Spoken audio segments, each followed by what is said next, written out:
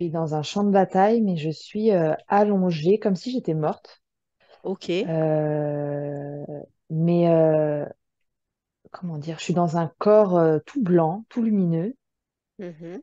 mais vraiment allongée, je bouge pas, comme le corps est inanimé, mais c'est comme si ma présence de vie, quelque part, elle est là tout de même.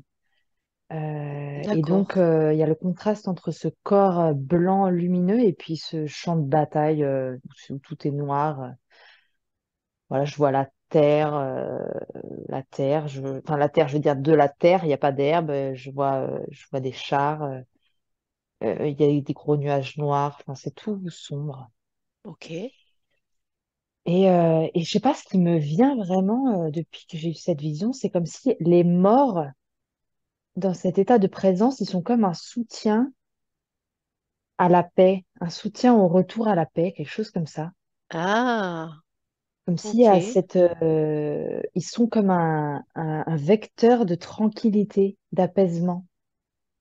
D'accord, ok. Un retour à la paix. Ah, d'accord, comme si le passage Ouais. à la mort. Ah ouais, en gros, c'est l'ultime solution pour revenir à la paix quand les êtres de leur vivant n'ont pas réussi. Ouais, c'est comme si, tu vois, moi, ce qui me vient, le fait de passer de l'autre côté, tu as une autre conscience et tu te rends compte, en fait, des choses. Oui, et tu es automatiquement revenu dans la paix. Il y a un truc comme ça. Hmm. Euh,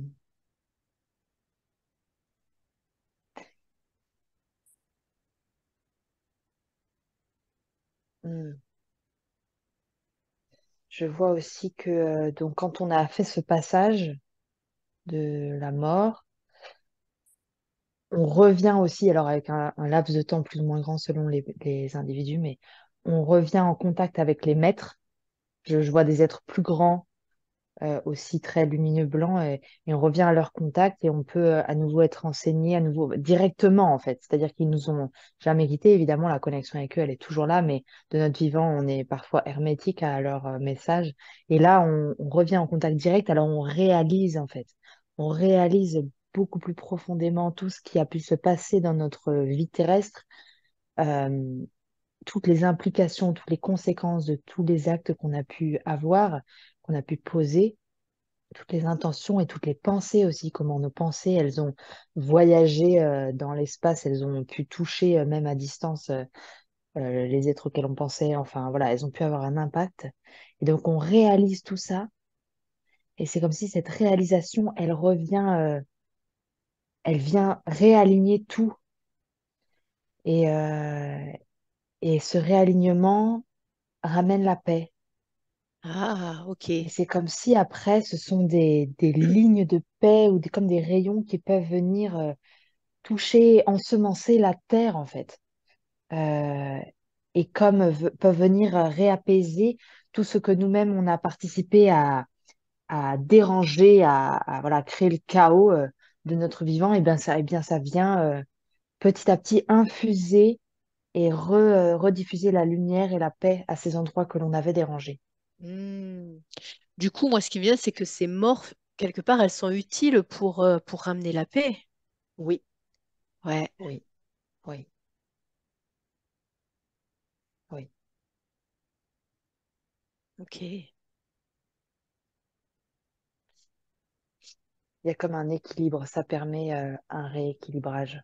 C'est ça, c'est pour ça parfois les grands départs, les départs en masse. Ouais. Ah, À un moment donné, le déséquilibre est trop grand et a besoin de clac, il a besoin de revenir un peu dans une position plus équilibrée. C'est-à-dire que le vivant ne peut pas se perpétuer si le déséquilibre devient trop grand. Parce qu'à ce oui. moment-là, c'est la chute. Tu vois, je vois une balance qui, au fur et à mesure, Hmm. l'écart se creuse, mais en fait, plus l'écart se creuse et plus la balance rapidement se déséquilibre, en fait. Et du coup, là, ça va pas. On peut arriver à un point où c'est trop violent, en fait, où ça complètement, comment dire, ça fait tomber le système, en fait. Voilà. Et donc, ça, ce n'est pas permis, généralement. C'est protégé pour que cela n'arrive pas.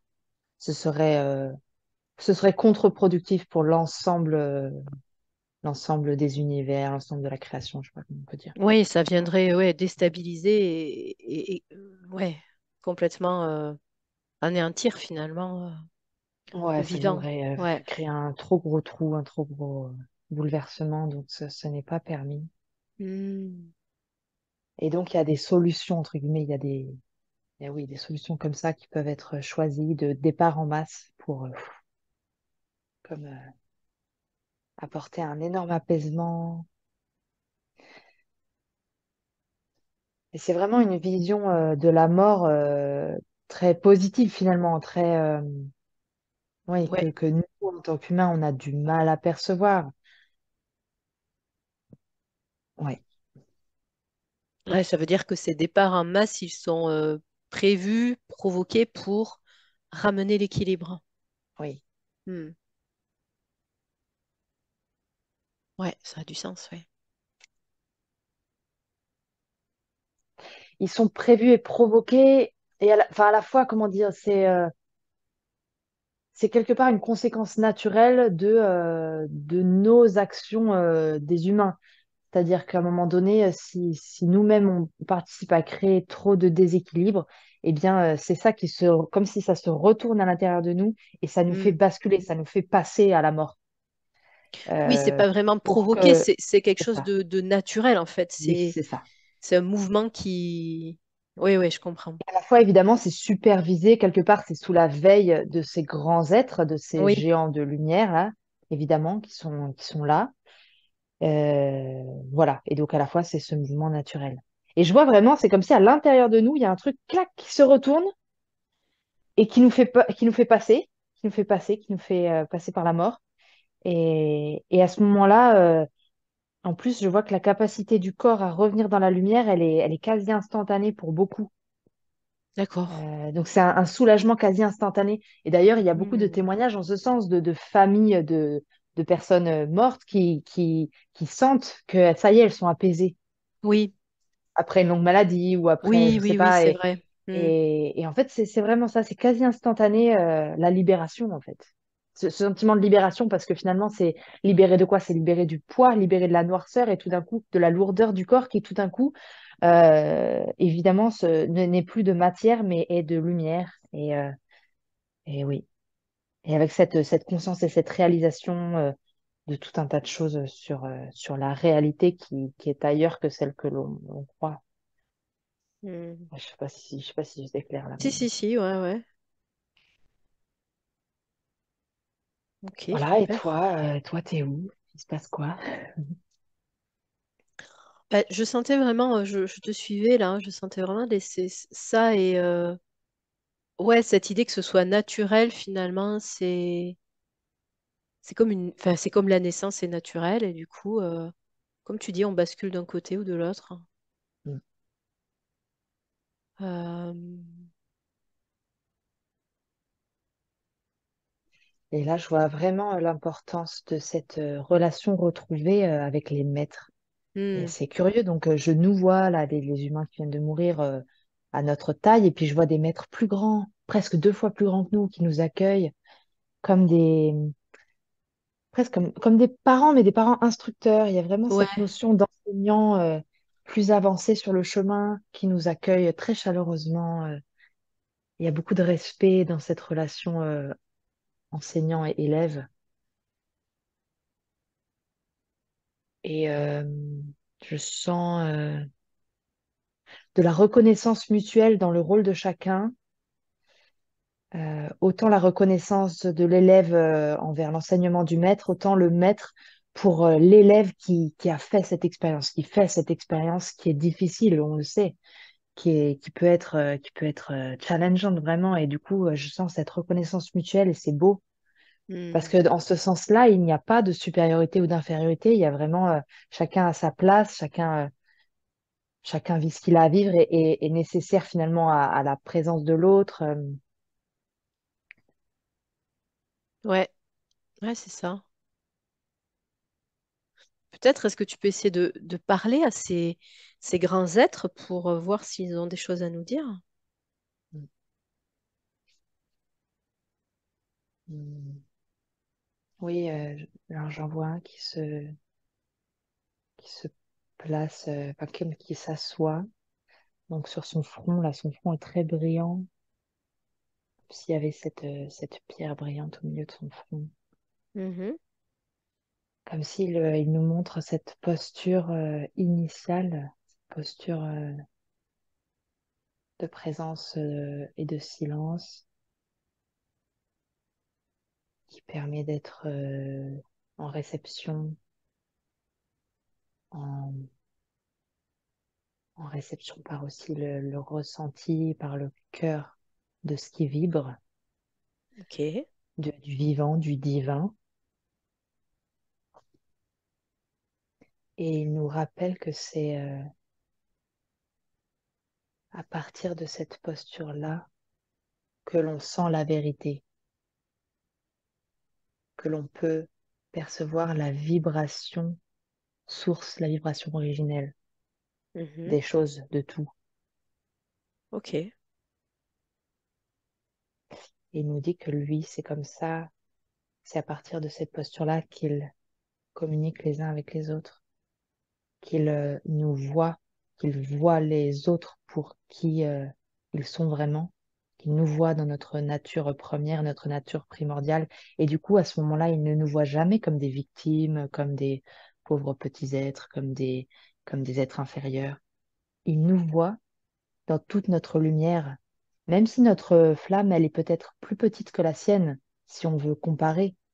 Mais en fait, ça n'a pas d'importance parce qu'il voit la nature primordiale de la flamme qui est la même, peu importe sa taille. Hmm.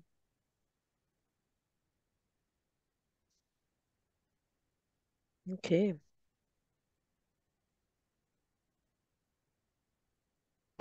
Et je sais pas, là, je crois qu'il parle de Dieu, Mhm. au sens où Dieu qui n'a rien à voir avec les religions. Mais c'est ça, Dieu. C'est la flamme en nous, c'est le potentiel. Enfin, c'est même pas le potentiel, c'est ce que nous sommes vraiment, cette lumière. Nous avons tous la capacité de nous déposer dans cette posture de silence, de Mhm. tranquillité et donc de d'harmonie avec la vibration originelle, Ok. d'harmonie avec le verbe, avec de là, avec cet espace d'où peut partir toute intention de création extérieure, j'ai envie de dire, parce que c'est comme si quelque chose qui part de l'intérieur, qui s'élève, qui part du ventre, du centre solaire à l'intérieur, qui s'élève enfin, qui monte dans le corps, dans la gorge et qui sort par la bouche et qui sort par le front et qui vient se manifester, se matérialiser, se montrer devant nous. Hmm. Comme qui vient fleurir, je vois une fleur qui s'ouvre devant moi. Ok. Et la fleur la fleur, oui, c'est marrant. Je vois que ce mouvement, d'abord les pétales qui s'ouvrent, et puis ensuite la tige, et puis les racines qui viennent se poser dans la terre. Et c'est comme si après, cette fleur, elle peut vivre presque d'elle-même finalement, hors de moi et sans mon aide pour qu'elle vive d'elle-même. Tu vois ce que je veux dire? Ah, C'est comme d'accord. si Ouais. les créations qui naissent de nous, de l'intérieur de nous, finalement, après, elles ont leur propre vie, elles peuvent être quelque part indépendantes, même s'il n'y a jamais une indépendance totale, mais il y a une sorte de d'indépendance Ah ouais. qui fait que, entre guillemets, nous pouvons perdre le contrôle sur nos créations. Finalement, c'est un choix quelque part. Comment dire, ça fait partie des expériences de tiens, je pose ça là et je le Ouais. laisse vivre pour voir ce qu'il se passe. Et je me mets en position de témoin Hmm. bienveillant, témoin veilleur de cette création que j'ai déposée là. Et je suis témoin des interactions qui se créent entre les différentes créations de Ok. moi-même, des autres. Et cela fait partie du champ d'expérience. Et ça veut dire on peut créer plusieurs fleurs de cette Oui, façon. Ouais. tout à fait, tout à fait, Ouais, à ouais, ouais. l'infini. Et je vois comme si les êtres plus petits que nous sommes Ouais. euh, Alors, ce ne sont pas des créations comme les fleurs que j'ai vues, mais attends. Ah, je vois que eux, ah oui, c'est comme s'ils sont sortis de notre corps, non, le corps, du corps des maîtres enseignants, mais par le bas, comme les naissances se font par le bas. C'est Hmm, marrant. Alors, il y a ce mouvement, il y a ce mouvement par le bas depuis le corps de ces maîtres enseignants, et en même temps, il y a un mouvement qui descend d'en haut depuis Dieu. C'est marrant. d'accord. Et ces deux mouvements créent les êtres humains, par exemple, parce que évidemment, nous, on parle de notre race, mais il y en a plein d'autres. Ah ouais. Euh, ouais, c'est marrant ça. Alors que les fleurs, ça part vraiment du cœur solaire des maîtres enseignants, ça monte dans le corps, la gorge, ça sort par la bouche et la tête et le front. Mais Hmm. là, c'est vraiment un autre mouvement, c'est différent. C'est des natures de création différentes. Peut-être plus physique du coup pour la deuxième création? Alors, c'est pas plus Non, c'est physique. pas plus physique. Ah, c'est que... ah, d'accord. C'est que ces êtres humains, ils sont quelque part une image, on va dire, comment dire, pour pas que ce soit négatif, quelque part inférieure, mais c'est pas inférieur, mais une image un peu inférieure du maître enseignant, mais un peu un double, Hmm. tu vois, un double un peu inférieur. C'est-à-dire qu'il a une capacité lui aussi de créer des fleurs, Ouais, alors que les fleurs ne peuvent pas créer des fleurs. ouais, ok. Et à la fois, ils n'ont pas évidemment l'expérience des maîtres enseignants. Mais voilà, c'est ça. Est-ce que c'est clair? Ils sont créés à leur image, mais Oui. ils n'ont pas toute leur capacité. Oui, c'est un peu ça. Ils n'ont pas toute leur Ouais, expérience, quoi. toute leur expérience, ouais. Ils sont en CP alors que les maîtres enseignants, ils sont en terminale, quelque chose comme Ouais, ça. voilà. Et du coup, ces petits êtres, c'est des humains, c'est ça? T'as l'impression que Oui, tout c'est à ça, fait. hein. C'est nous. Ouais, C'est nous, c'est les humains. C'est ok. les humains. Nous sommes créés par ces maîtres enseignants et à la fois Hmm. par Dieu directement, en fait. Enfin, il y a un mouvement circulaire, un arc circulaire vers le bas des maîtres enseignants et un arc circulaire depuis le haut, depuis Dieu. Quelque chose comme ça. Hmm. Et quand ça se Ok. touche, tac, là, l'être humain est créé. Et donc lui-même peut créer des fleurs. Et l'être Mais je humain peut vois que créer ces des fleurs fleurs, à ouais, ouais. lui, Ouais. elles sont moins brillantes que les fleurs qui viennent directement des maîtres enseignants. Elles sont moins, tu vois, leurs Ouais. couleurs sont moins brillantes, moins pétillantes. Ouais. Hmm. Ok. Mais ça, il peut Et y avoir tout de même des très belles fleurs créées. créé par les humains, ouais. Ouais, ouais, ouais. Et les humains, ensuite, vu qu'ils sont créés à l'image des maîtres enseignants, est-ce que la suite logique, tu as l'impression, c'est de devenir un maître enseignant ou pas du tout? Ça peut, j'ai la sensation que ça met très longtemps, Ouais, très très longtemps, mais c'est un chemin possible. Et après, je vois que, en fait, beaucoup d'humains choisissent comme d'autres chemins d'incarnation, ouais. sous d'autres formes, à d'autres endroits de l'univers, dans d'autres vraiment des endroits très différents de la création. Je vois que la plupart choisissent cela pour continuer leur chemin, mais c'est tout à fait possible, qu'au bout d'un long temps, un humain devienne un maître enseignant. Mais il y a comme vraiment des grandes transformations très profondes enfin, on doit passer par des grandes, grandes transformations pour arriver Ouais. à ce stade-là. Hmm. Voilà. Et ouais, donc la plupart choisissent vraiment de multiplier les expériences d'incarnation, Oui, justement oui, oui, pour apprendre, pour évoluer. Ouais. oui, oui. Ok.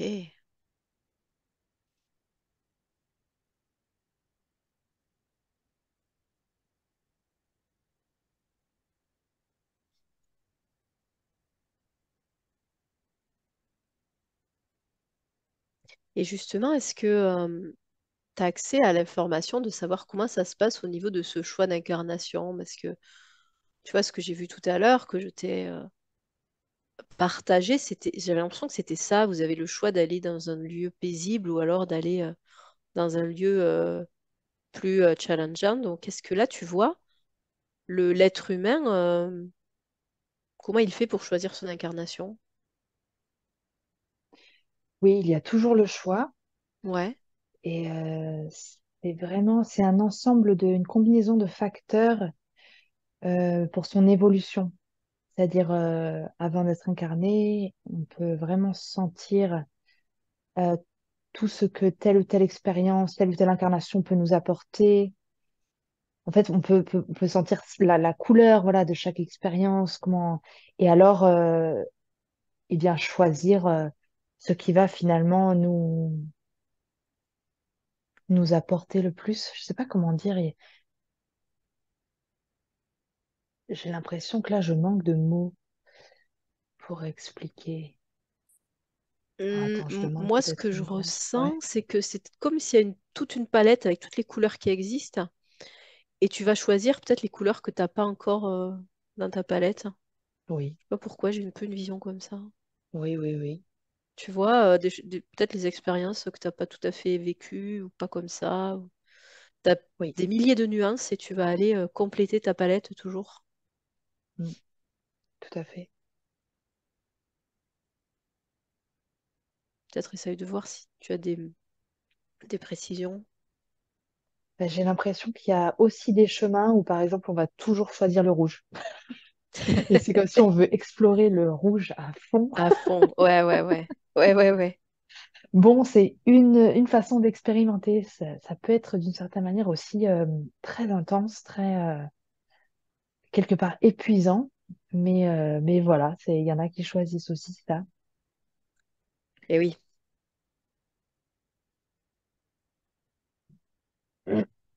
En tout cas, ce qui est certain, c'est qu'on a toujours le choix. Il n'y a personne qui choisit pour nous, qui nous oblige à quoi que ce soit, Mhm. à aucun moment. Après, ce qui est certain aussi, c'est qu'une fois qu'on est dans l'expérience, on a l'impression qu'on regrette ou que qu'est-ce qu'on fait là, qui c'est qui m'a obligé à venir là parce que c'est trop dur. Mais en vrai, on a vraiment fait ce choix-là et justement parce que parfois, la plupart du temps, parce que c'est challengeant en fait. En effet, on va pas souvent, ou en tout cas, enfin, euh, on va pas vraiment choisir un endroit où on peut se poser dans le jardin, s'allonger et C'est tranquille, ça. quoi. Ouais. Euh, Vraiment. Plutôt ces espaces-là, comme tu l'as dit tout à l'heure, on sait profondément qu'ils sont là et on sait profondément qu'à tout moment on peut y aller. Donc il n'y a jamais quelque chose que l'on perd ou quelque chose, tu vois, une porte qui se ferme à tout jamais, ça n'existe pas. Donc quelque part, cette assurance que ces espaces d'harmonie et d'amour total, ils sont là pour nous à tout moment, ça fait qu'on peut en toute sécurité pouvoir aller expérimenter les pires situations, Hmm. les pires schémas, les pires endroits en fait. C'est justement parce que ces lieux-là de profonde harmonie, ils existent, que ça permet l'expérience de, voilà, de, de scénarios les pires en fait. Mm. Ouais, ils sont toujours présents pour nous, en fait. C'est pas qu'ils nous attendent, mais ils Oui, sont toujours là, on peut compter dessus. oui, Et du coup, en sachant ça, c'est plus facile pour nous de choisir ouais, des pires scénarios. oui, Hmm. tout à fait. Ouais, Et ce sont d'ailleurs souvent des lieux où on vient se reposer parce qu'on en a besoin. C'est plutôt finalement des lieux de passage, des lieux de résidence temporaire où on a besoin de se ressourcer, de se retrouver avec ceux qu'on aime, ou voilà. Mais on y reste rarement longtemps. ouais. Ce ne sont pas des lieux d'enseignement, en fait, c'est ça.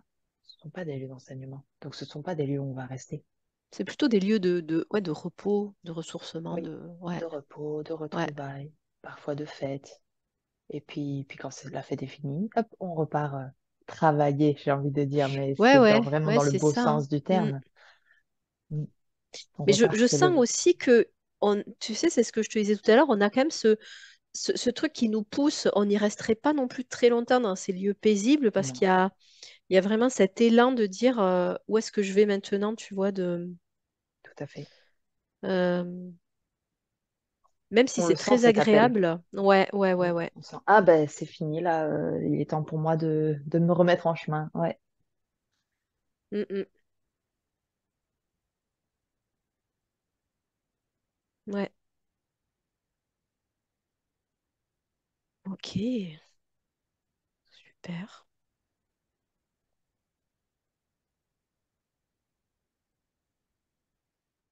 autre chose ou alors si on veut t'amener ailleurs. Oui. Alors, je vois. euh, alors, je suppose que je vais comprendre au fur et à mesure. Il y a comme une sorte de déesse, un être qui paraît aussi assez grand, un être qui paraît, oui, comme un maître enseignant, mais terrestre cette fois. D'accord. Même si c'est pas terrestre actuel, mais terrestre. Donc quelque part inférieur à ces maîtres enseignants-là, mais qui a à un moment donné une présence euh, bah, comment dire, importante pour ce qui se passe sur la Terre et ce qui doit se passer pour l'élévation des humains, de l'humanité. Et alors je vois comme si enfin, le maître enseignant brillant, là, blanc, il donne une petite pierre rouge, comme un rubis, Mhm. très brillant, à cet être-là. C'est bizarre. J'ai l'impression qu'il lui donne ça, mais c'est comme s'il lui donne euh, le maléfice. Il lui donne euh, comme s'il vient le teinter du mal pour que ce soit Ouais, au service de ce qui doit se jouer sur la Terre. C'est curieux. d'accord. Euh, c'est comme si ça vient dire, bah, à un moment donné, il y a des êtres,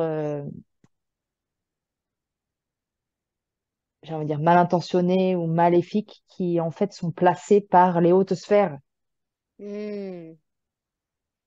Comme Ah si à la oui, base, parce qu'à la base, cette déesse, elle a l'air tout à fait normale, tout à fait tranquille. Et en fait, le fait qu'il lui donne ce rubis, ça vient allumer dans ses yeux ce rouge. Et du coup, ça retourne les intentions du côté maléfique. ok. Et ça va permettre au peuple de ne plus compter sur un dirigeant, sur un chef qui fait tout à leur place, en gros, bienveillant, qui veille sur eux, mais à eux-mêmes laisser émerger à l'intérieur d'eux leur propre... Ah, mais c'est génial comme message. Leur propre pouvoir, leur propre responsabilité. Ah ouais, ouais, ouais. Ouais, ouais, ça pousse à s'écouter et à pas suivre aveuglément. Bah, disons que on sort des ailes protectrices d'un parent qui fait tout à notre place, en fait. Ouais. Parce que oui, c'était très confortable, c'était très bien, mais finalement, nous, on n'apprend rien et on découvre pas que nous-mêmes, nous pouvons incarner cela, en fait. Nous pouvons nous-mêmes devenir ces êtres qui sont capables de veiller, qui sont capables de faire le bien et qui sont capables de veiller d'ailleurs sur des êtres, entre guillemets, inférieurs, plus petits ou qui n'ont pas encore compris tout ça. Donc, c'est vraiment pour nous aider, pour nous pousser à nous-mêmes nous éveiller à cela, à notre nature divine. Hmm. Ok.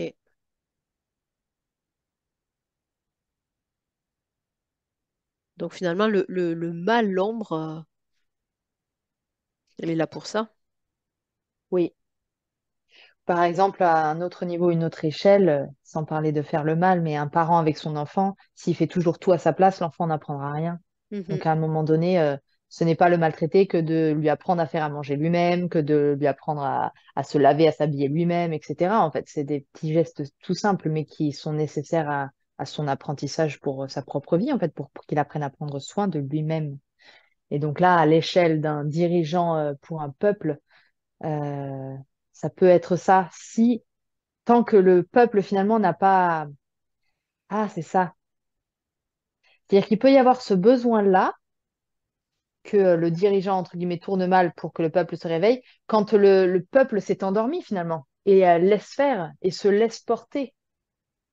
Et Ah finalement, ouais. lui-même s'endort en fait, s'assoit dans son fauteuil et attend qu'on le serve. Et donc là, à ce moment-là, c'est comme s'il arrête lui-même le mouvement de la vie intérieure, en fait, le mouvement d'élévation. Il s'arrête, il s'assoit. Et à ce moment-là, non. À ce moment-là, c'est attends, attends, attends, ça va pas se passer comme ça. Hmm. Donc là, maintenant, on va un peu amener une situation extérieure d'urgence pour que tu te réveilles, en fait. Mm. Ok, Il y a un peu ouais. ça. Ouais, ouais.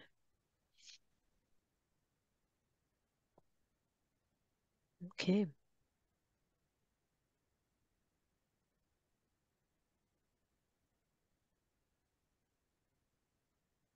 Et cette Super. déesse bleue là, elle me faisait penser à l'Égypte.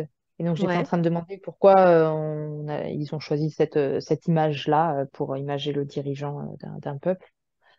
Et on me dit que c'est un des exemples les plus marquants de notre histoire de l'humanité, où il s'est passé ça en fait, où le dirigeant à une très très grande échelle et on est a très mal tourné et qui a aidé le peuple à se réveiller en fait. d'accord.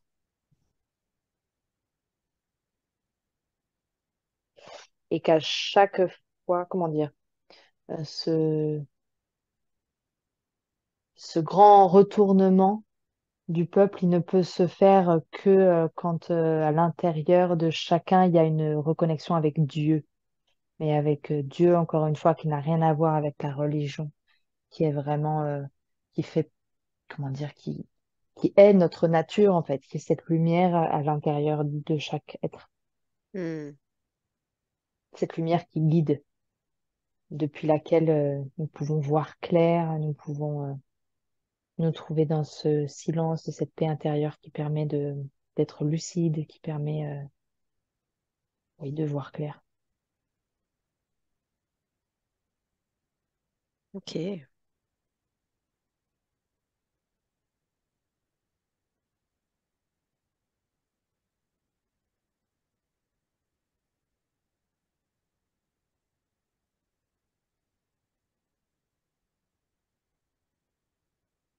Qu'est-ce qu'on te montre d'autre?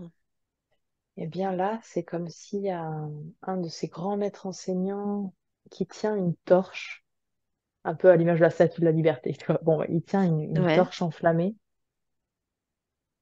Et alors, attends, qu'est-ce qui se passe? Et je sens comme si de la chaleur provient de cette torche, une douce chaleur qui vient toucher sa tête, et petit à petit, voilà, son bras, ses épaules, qui comme vient l'envahir, l'envelopper extérieurement et intérieurement, comme s'il il s'imprègne totalement de cette chaleur. Mhm. Euh, je sens que c'est la chaleur de Dieu en fait. C'est comme s'il vient se. Est-ce que c'est se réharmoniser? Je sais pas. Se laisser réensemencer par Dieu, comme si il y a des moments, une réactualisation quelque part, une mise à jour, tu vois. C'est pas qu'ils sont déconnectés de Dieu, jamais, mais c'est comme si en conscience se laisser plonger dans ces moments-là où on a le focus entièrement sur ça, sur cette flamme que l'on vient chercher d'en haut, Mhm. eh bien, ça permet de, voilà, comme un reset, un ressourcement total intérieur, et ensuite de pouvoir continuer nos activités et mettre notre focus ailleurs dans tout ce qu'on a à faire, créer des fleurs, créer des êtres humains, etc. Et donc ça vient nous dire que nous, à notre échelle, c'est un peu comment ces moments ponctuels où on revient au silence, ils peuvent être vraiment précieux. Ça peut être des moments de ressources qui font du bien et qui après vraiment peuvent avoir un impact longtemps après en fait. Donc ça peut être des moments de ressources assez courts, mais qui finalement nous permettent pendant plusieurs jours, plusieurs semaines, voire plusieurs mois derrière, de rayonner. En fait, cette lumière que l'on aura puisée à ce moment-là, elle va infuser et rayonner sur un long temps derrière. Ouais, elle va nous accompagner pendant un long Oui. moment, ouais. Et donc, de ne pas sous-estimer ces petits moments-là que l'on peut s'accorder, ces petits temps que l'on peut prendre qui sont précieux Ouais. pour ensuite être utiles dans tout ce que l'on a à faire dans notre quotidien. Hmm. Ok.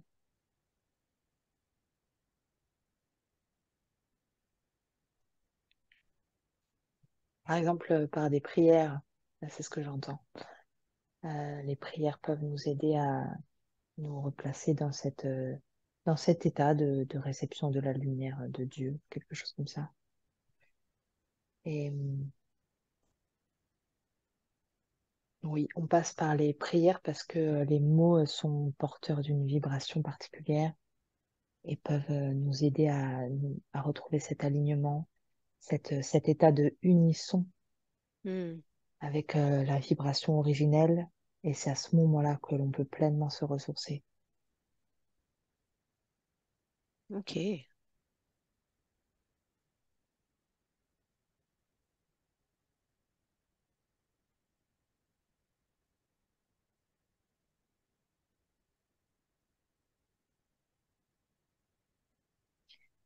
Est-ce qu'il y Euh, a autre chose ou besoin de précision par rapport à ça? je revois la pyramide blanche et je Ouais. vois, alors je sais pas si c'est moi ou si c'est un être humain, ok, assis en tailleur mais à côté. Et donc Ouais. son corps est tout blanc, lumière blanche, la même lumière que la pyramide. Donc je vois ça, il est assis à côté.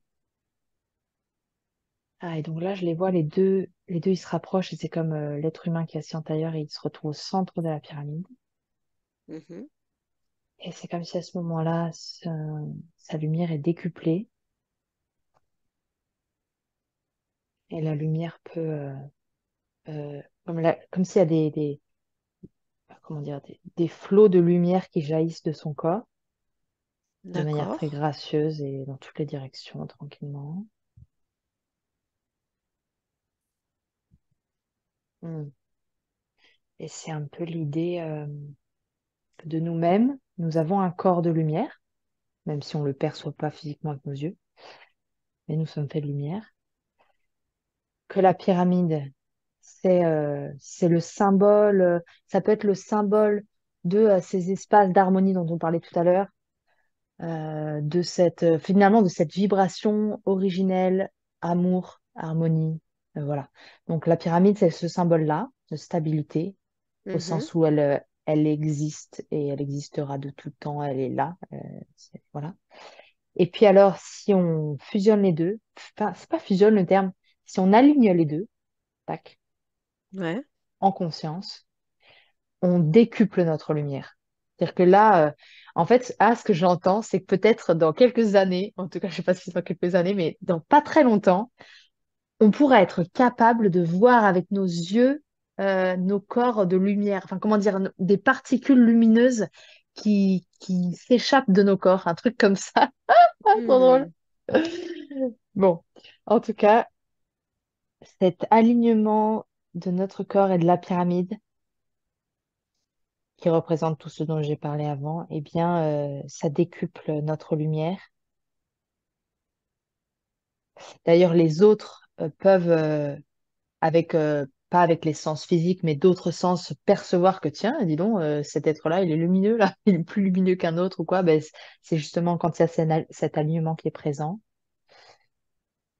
Ok. Et que que quand on est dans cet alignement-là, on est vraiment au service. Et ce que l'on fait, ce que l'on dit, ce que l'on pense a un impact d'autant plus fort. Voilà ce que je vois. Ok.